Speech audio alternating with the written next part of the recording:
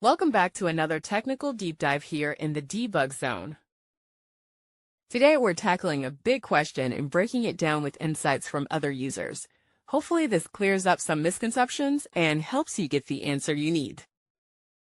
So buckle up, stay a little curious, and let's jump right in.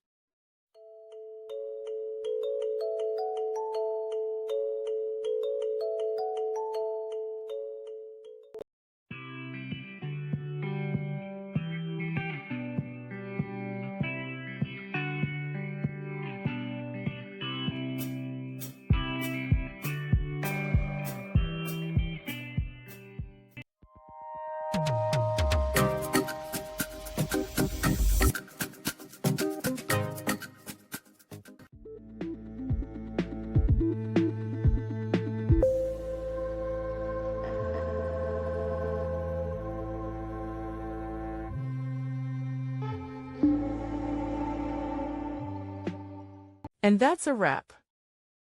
I hope you found the answer you were looking for. If you did, take a second to hit that subscribe button. It really helps out. And let me know in the comments which solution worked best for you. See you next time in the debug zone.